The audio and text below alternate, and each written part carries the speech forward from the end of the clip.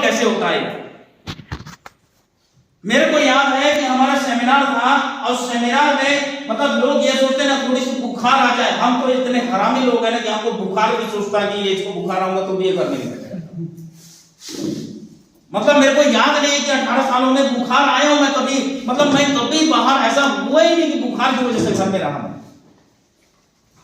मेरे को याद है, मेरे को बलतोड़ आप लोग समझते हैं जी, गुर्रा बोलते हैं हमारे इधर। मेरे को बलतोड़ होता तो ना बाल टूटने से होता है, मैं बोला छिल, वो सारा बेचारा पूरा बाल छिल गया मेरा पैर। उस समय मैं चाय में शक्कर डाल के पीना, मतलब 1 साल में बिना शक्कर का चाय पिया। मुर्गा जब मैं रुकता, हम असुद्दीन सर बाइक से जाते एकदम यहाँ से अंबिकापुर से एकदम कलिया हो जाते थे बिलासपुर पहुंचते पहुंचते। पूरे नाक में तो इतना धूल भरा होता था कि लगता था कि साला कहां से आ रहा है। बिलासपुर से आते हम बिलासपुर से अंबिकापुर, और अंबिकापुर में प्रोग्राम अटेंड करके फिर बिलासपुर आते। मतलब शाम तक हम एक दिन में 2 बार हम अंबिकापुर से बिलासपुर, बिलासपुर से अंबिकापुर गए हैं। और वही याद है कि जब बिलासपुर में सेमिनार था, और सेमिनार जब था तो वहां पे प्रोग्राम की तैयारी करनी थी। मैं उस समय कहीं दूसरे फील्ड में गया हुआ था। सत्येंद्र सर का भी मेरे से भी चल गया, ट्रांसफर हो गया होगा, अब बेचारे वो भी परेशान। लोग यहाँ सोचते हैं कि पैर में चोट लग गया तो सेमिनार का तैयारी किया होगा, बैठे रहते हैं घर में, बैठे रहते हैं। बहुत सारे लोगों को सेमिनार को लोग इंपोर्टेंट ही लोग नहीं देते। हम सेमिनार को कैसे इंपोर्टेंट देते थे, याद है वो ठंडे का दिन एकदम कुड़कुड़ाते सारा बिलासपुर में। और रात में जब मैं पहले आया फील्ड से, और ये जब आ रहे हैं तो इनका ये फूट के पका हुआ था, फूट के पूरा ब्लड गिर रहा है, इनको पता भी नहीं कि साला क्या क्या निकल गया। और वो फील्ड से आ रहे हैं पूरा तैयारी करके सेमिनार में। ये होता है डेडिकेशन। इस जोश के साथ ये काम किया करते थे। और दूसरे दिन मतलब उससे फर्क ही नहीं पड़ा, वाह मैं देखा, मैं बोला नहीं यार पूरा ब्लड लगा हुआ है, पूरे जूते उते में साफ करो। ये साफ रात में हम लोगों ने उसको साफ किया, और सुबह सेमिनार में वो दर्द तो बहुत था। बलतोड़ का दर्द आप समझ रहे जी। टैबलेट खाए 2 टैबलेट खा पर दर्द का, और सेमिनार में कहा यहाँ लगड़ रहे, लेकिन लगड़ना का वो स्टेज में जाके उन्हीं को एंकरिंग करना था। एज एंकर बहुत अच्छे थे, वो जाके स्टेज में गुड मॉर्निंग माय फ्रेंड, ये उनका जोश हुआ था। तो ये छोटी छोटी चीजें आपको अपनी जिंदगी में लानी पड़ेंगी अगर आपको सफल होना। लाने को रेडी हैं? यस। यस और no? Yes. Yes my dear friend, आज के बाद पुरानी चीजों को भूल जाइए कि ये जिल्लत की जिंदगी या छोड़ दो यार। थोड़े दिन कष्ट होंगे, ये जो कष्ट है ना आज हमको याद, जब हम आज इन चीजों को याद करते हैं, जब वो ट्रेन का वो सफर, वो पाइप में सोना, वो टॉयलेट में घुस के पड़े रहना टीटी की वजह से, आज वो ठंड के दिनों में साला वो 2 रुपए नहीं था टॉयलेट करने के लिए, एक टाइम था याद है 2 रुपए नहीं थे यार हमारे पास टॉयलेट करने के लिए। एक हमारे दोस्त आए रायगढ़ से, हमारे मित्र थे उस कंपनी में, आए फ्रेश होने गए, वो जाम हो गया था टॉयलेट। अब जाम तो हो गया, हमारा स्पेशल बने रहे, अब वो जाम हो गया तो जाए कहां। मैं इनसे बोला सब 2 रुपए आ गया, ये बोले मेरे पास भी 2 रुपए। वो 2 रुपए नहीं थे उस बिलासपुर में कि हम जाके फ्रेश हो सकते हैं। इस तरीके का स्ट्रगल झेल के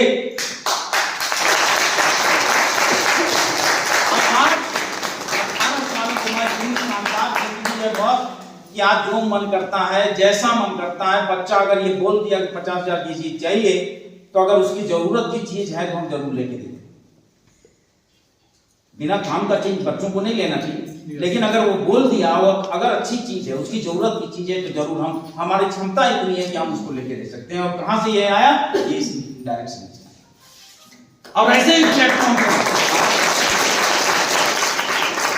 ये जो छोटी छोटी बातें हैं, इनको आप याद रखिए। और यहाँ से जाने के बाद ये जो एनडीपी का गुरु दक्षिणा है, मैं चाहूंगा कि आपके फील्ड में और सेमिनार में, और मेरे को दिखना चाहिए और मेरे को फोन आना चाहिए कि सर मैं यहाँ पे मैं निकल चुका हूँ सर अपने नए सफर में, एक नए जोश, नई उम्मीद और नए विजन के साथ अब मैं जा रहा हूँ। ऐसा टीम का निर्माण करूंगा सर, और 2 महीने के बाद मैं आपको बुला रहा हूँ सेमिनार लेने के लिए। आप सभी रेडी हैं इसके लिए? Yes. Yes my dear friend, यहाँ से आप जाइए और उस जोश के साथ जाइए, घर छोड़िए यार एक साल। वो दीपावली दशहरा, अगर पैसा नहीं है तो वो दीपावली और दशहरे का कोई मतलब नहीं है। Yes sir. हम यही सोचा करते थे जब हम फील्ड में रहा करते थे, हमारे सीनियर ने सिखाया कि सुनिए जी उस दिन दीपावली मनाना यार, जिस दिन दीपावली आप मनाओ तो आपके माँ बाप वहां पे जब हो तो उनके चेहरे पे वो खुशी हो। अरे एक टाइम था जब मैं घर में रहा करता था, मेरे को याद है कि उस पेंसिल, वो जो पटाखा आता है, क्या बोलते हैं बच्चे लोग फोड़ते हैं, मिर्ची बम, वो मिर्ची बम का पैसा नहीं रहता था यार। जब मैं उस पिताजी से बोलता था, मैं पापा से बोलता कि पापा, मैं पापा से तो बहुत कम बोलता लेकिन माँ से बोलता, मैं देखता उस बाप के चेहरे पे वो निराशा कि मैं अपने बच्चे के लिए एक मिर्ची बम का एक पैकेट नहीं ले सकता हूँ। वो चीजें मेरे को जब याद आती थी, उन्हीं चीजों को याद करके मैं फील्ड में रहा करता था कि एक टाइम आएगा, एक टाइम जरूर आएगा। मेरे को याद है जब मेरे पापा जब रिटायर हुए 2009 में, और 2009 के बाद माने 5 साल 6 साल हो गए, उन्होंने कभी अपने बैंक में जब जाते थे, उस बैंक वाले ने एक दिन में, जब मैं पिताजी के साथ गया पहली बार, एक लोन था पहले, और लोन जब मैं गया पहली बार पिताजी के साथ बोले कि चलो यार जीवित प्रमाण पत्र जमा करना है। और जब मैं वहां पे गया तो उस बैंक वाले को मैंने बोला यार ये जो लोन है उसको क्लियर कर दीजिए ना, इतना पैसा पड़ा हुआ है इनके खाते में। बैंक वाले ने मेरे पिताजी से एक चीज बोला और मेरे को ये लगा कि चलो यार नेटवर्क मार्केटिंग ने मेरा जीवन सार्थक कर दिया। और उसने ये बोला कि ऐसा बेटा मैं कभी नहीं देखा कि जो बेटा खुद से आके ये बोल रहा हो कि बाप का लोन क्लियर कर दो। नहीं तो बहुत सारे तो लोन ये नेटवर्क मार्केटिंग सिखाता है। और मेरे को आज मेरे पिताजी आज यहाँ से चले गए, आज जहां पे भी होंगे माय डियर फ्रेंड, लेकिन वो देख रहे होंगे वो उनका वो जो जीवन, वो बुढ़ापे का जीवन, कहते हैं ना कि बुढ़ापा तभी सुखी है जब आपका बच्चा स्टैंड है। Yes sir. अगर आपका बच्चा अपने पैर पे खड़ा नहीं हो तो बुढ़ापा बहुत दुखदाई होता है। अब हम लोगों ने यही सोचा था कि उस बात को, अगर ठीक है हमको जितना कोशिश हुआ उन्होंने दिया, लेकिन हम भी एक ऐसा काम करेंगे कि जब उनका बुढ़ापा आएगा तो हम भी वो देने की कोशिश करेंगे जो उनको उस समय चाहिए होगा। Yes sir. हमारे पिताजी जब 1000 रुपए मांगते थे तो हम कोशिश करते थे कि हम उसका डबल दें, जबकि उनके पास पैसे थे, वो रिटायरमेंट अधिकारी थे, रिटायरमेंट का पैसा उनको पेंशन आया करता था। मेरे को याद 5 साल 6 साल हो गए वो कभी रिटायरमेंट का पैसा, मैं तो जानता था मेरे लिए, लेकिन वो मेरे हैं इस वजह से मैं कभी नहीं ये सोचता, हमेशा ये सोचता था कि यार मैं तो कभी याद भी नहीं करता था कि उनका पैसा वहां पड़ा हुआ। लेकिन ये था कि आज इन्होंने मेरे को इतना खड़ा करने के लिए कम से कम इस लायक बनाया और ऐसे संस्कार दिए कि मेरे अंदर ये क्षमता तो है, इतना आगे बढ़ने की कला तो आई मुझमें। हमेशा उन्होंने मुझे साथ दिया कि नहीं बेटा करो, तुम कर सकते हो। वो कभी बोलते नहीं थे, लेकिन उनके चेहरे से पता चलता था कि नहीं ये भी चाहते हैं कि मैं कुछ करके दिखाऊं। अगर मैं डॉक्टर नहीं बन पाया तो कुछ ऐसा करके दिखाऊंगा कि उनको भी आज लोगों के सामने कभी आंख झुकाने की जरूरत नहीं पड़ेगी। और एक चीज मैं बता दूं कि आज खानदान में जब वो जाते थे तो मैंने जितनी कार 2-3 कारें मैंने बदली, आज वो लोग सोचते थे कि करता क्या, पहले बोलते थे कि ये नेटवर्किंग ये बिना मतलब का काम है, लेकिन जब ये 2-3 साल बाद आज जब मैं जाता हूं तो वही मेरा बड़ा भाई जो डॉक्टर है, आज वो डॉक्टर वो बोलता है आगे बेटा, बेटा ही बोलते हैं वो, लेकिन आगे बेटा और कैसे, पहले बात नहीं किया करते थे। तो ये चीजें ये डायरेक्ट सही देता है यार। आप एक बार करके तो देखिए, आप मेरा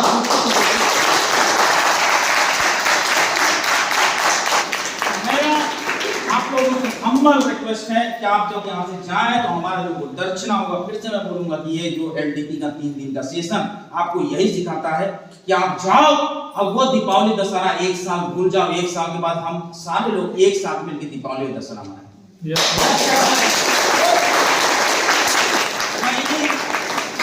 बातों के साथ आप सभी से विदा लेना चाहूंगा। अब आप लोगों का सेशन है, सर का सेशन है, और मैं जो चाहूंगा कि उस ऑनरेबल एमडी को जबरदस्त तालियों के साथ में, चांसेस बहुत कम है और ये जो छल्ला है वो आपका ऑफलाइन है। कहते हैं नेटवर्क मार्केटिंग में कि अगर आपकी 1000 की टीम डेड हो गई, आपके लाखों की टीम डेड हो गई, लोग नेगेटिव हो गए, छोड़ दिए आपके बिजनेस को, डाउनलाइन अगर मर भी गया, लेकिन अगर अपलाइन जिंदा है तो फिर से डाउनलाइन नया खड़ा कर सकते हैं, लेकिन अपलाइन अगर चला गया उस दिन आप कहां गायब हो जाओगे आपको पता भी नहीं।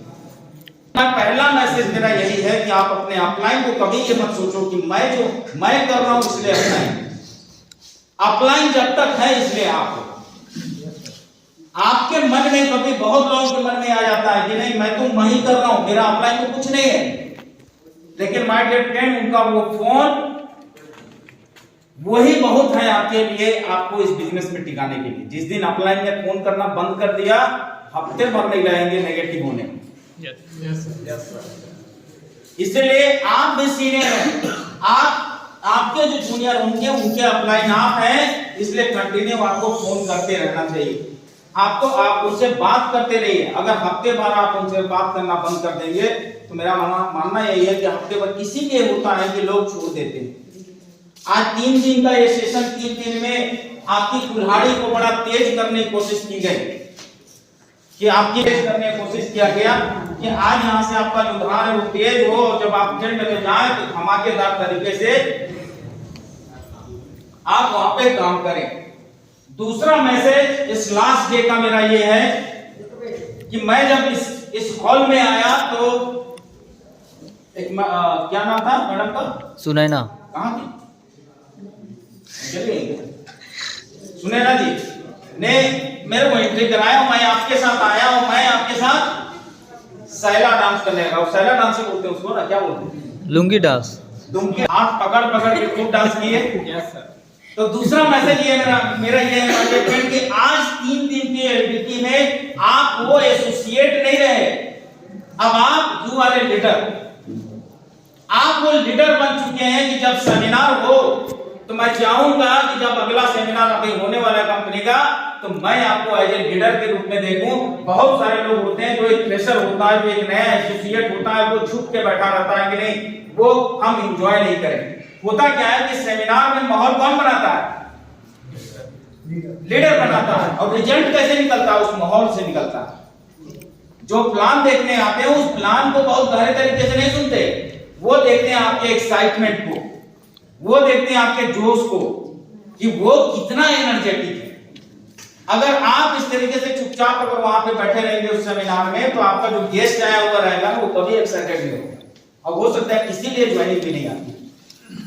तो मैं इसलिए आया हूं आपके साथ, मैं डांस इसलिए किया कि मेरा मैसेज देना था कि हम जब प्रोग्राम में जाएं तो हम अपने लोगों को जोश दें। हमारे उस डांस करने से, हमारे उस हंसने से, मुस्कुराने से लोगों में एक जोश आता है। जब हम सेमिनार में जाते हैं तो हमारे उस जोश से लोग ज्वाइन करते हैं, ना कि प्लान देख के ज्वाइन करते हैं। लोगों को यह पता चलता है कि सामने वाला जब इस इंडस्ट्री में आया है तो बड़ा खुश है, उसको इतना कॉन्फिडेंस है कि उसका करियर यहां से बिल्ड होने वाला है। और उसको देख के सामने वाला आपके पास आता है, आपको बोलने की जरूरत नहीं पड़ती है। पहले बार जब आप फॉलोअप में जाते हैं, आप देखते होंगे बहुत सारे लोग जो चुपचाप बैठे रहते हैं उनका रिजल्ट बाद में निकलता है। लेकिन बहुत सारे लोग जो नए हैं, और वो जब नए लोग यहाँ पे आते हैं और नए लोग में ही नया सेमिनार, पहला सेमिनार उसका है, लेकिन उसका जोश अगर हाई रहता है ना, तो उसके जो गेस्ट आते हैं वो तुरंत ज्वाइन कर लेते हैं। क्यों? क्योंकि उसके जोश को देख के सामने वाला ज्वाइन करता है। जब मैं पहली बार प्लान में गया, जब मैं पहली बार इस इंडस्ट्री का प्लान में गया था, तो बातें तो ऊपर से चली गई थी, कुछ तो समझ में नहीं आ रहा कि नेटवर्किंग क्या है।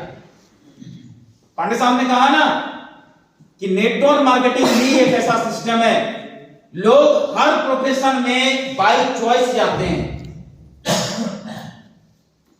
लेकिन नेटवर्क मार्केटिंग एक ऐसा प्रोफेशन है जहां पे हम बाय चांस आ जाते हैं। मैं जब आया इस इंडस्ट्री में तो मैंने कभी नहीं सोचा था कि नेटवर्किंग क्या है, नेटवर्क मार्केटिंग में जाऊंगा, मैं इतना बड़ा करियर बनाऊंगा, इतना पैसा बनाऊंगा।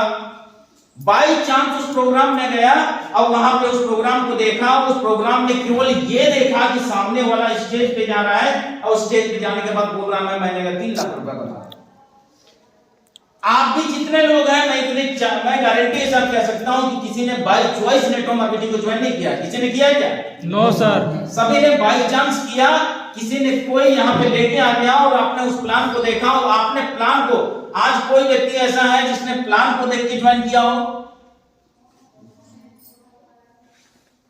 कुछ लोग ऐसे हैं जो प्लान को देख के, लेकिन सामने वाला जब प्लान को देख के आपने जब जिसने आपको प्लान बताया उसके कॉन्फिडेंस को देख के आपने ज्वाइन किया। मैं सही हूं?